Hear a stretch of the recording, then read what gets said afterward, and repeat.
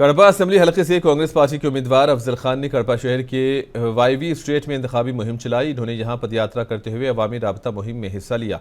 MLA उम्मीदवार अफजल खान ने MP उम्मीदवार वाईएस शर्मिला रेड्डी को भारी अक्सरियत से जिताने की लोगों से गुजारिश की। उनका कहना था कि ईमानदारी और इंसाफ का गलबा होना चाहिए। इस प्रोग्राम में कांग्रेस पार्टी के कायदीन, मुअज़्ज़िज़ीन, अक़लियती तबक़ात के लोगों, SC, ST, BCs के अलावा जिला और शहर की कांग्रेस इकाइयों के कायदीन व दीगर ने शिरकत की। कड़पा हल्के की जामे तरक्की और गरीबों व कमज़ोर अक़लियतों के मसाइल को हल करने के लिए कांग्रेस को इक़्तिदार दिलाने पर इन्होंने जोर दिया।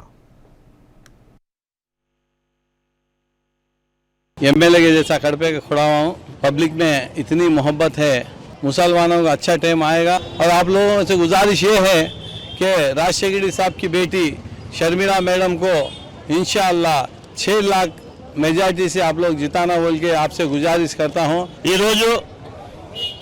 रवींद्रनगरలో కాంగ్రెస్ పార్టీ ప్రచారం కోసము కాంగ్రెస్ పార్టీ ఎమ్మెల్యే అభ్యర్థి అఫ్జల్ ఖాన్ గారు అలాగే మత గురువులు చాలా మంది యువత ఈ రోజు ప్రచారం చేయబడుతుంది।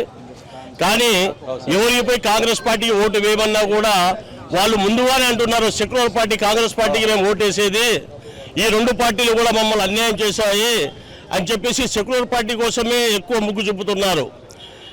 సమస్య ఏమంటే ఇన్ని రోజులు కూడా పోయిన గడిచిన 5 సంవత్సరాల్లో కూడా ఇలాంటి అభివృద్ధి కానీ ఇలాంటి డెవలప్మెంట్ కోసం కూడా ఈ ప్రభుత్వం కృషి చేయలేదు।